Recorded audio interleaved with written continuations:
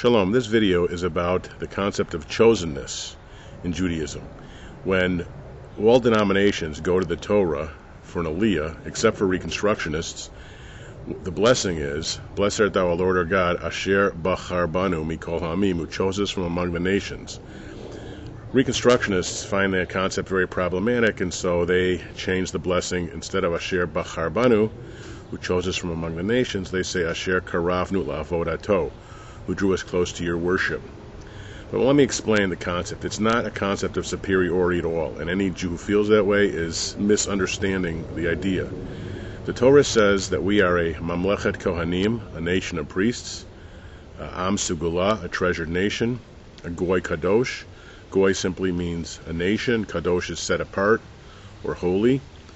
Isaiah, the prophet in the Bible, says we are l'or goyim, a light to the nations. Judaism is the one religion that says you don't have to be Jewish. Everybody else says you have to be Jewish. In fact, the Pope just said if you're not a Catholic, you don't get salvation, and the Protestants are upset about that. We just went to the Baha'i temple, and the Baha'i believe that they're the highest of all religions. There are Protestant denominations, too, that believe if you're not born again, you don't get salvation. Jews alone say you don't have to be Jewish. But if you are Jewish, that's good. Anybody can be Jewish. So what is the concept of chosenness? What were we chosen for? Well, we have extra commandments. The rest of the world, according to Judaism, has 7 commandments to observe, the 7 laws of the sons of Noah. Jews have another 606. And those, now hundreds of those today don't apply because the Holy Temple has been destroyed in Jerusalem 2,000 years ago, which involved many of the commandments, and some are only for people who live in Israel. But there are still many extra commandments, and God has a particular test for us to see what kind of people would be by observing these commandments. It's a holy covenantal relationship. That's what it is. Second of all, we were the first major religious group of monotheists, and the basic thing that we have to witness is that God is one, and spread that idea along with the other ideas of the Bible to the world.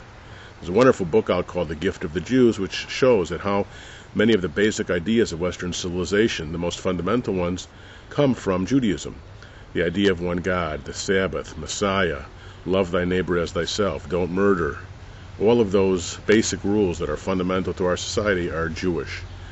So, chosenness is not a concept of superiority. The other thing to think about is that when you study cultures, every culture thinks they're chosen in some way, they're special, and that may be crucial to self-esteem. It's no different than probably any other group. So if anyone tries to present the concept of chosenness as something other than the idea that we have this special relationship with God, and other people can too, and this is open to everybody. It's not that Jews are better than anybody else.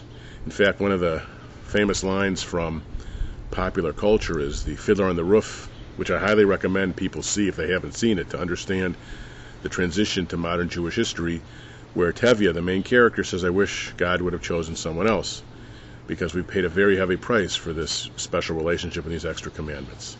A little bit of introduction to the concept of chosenness.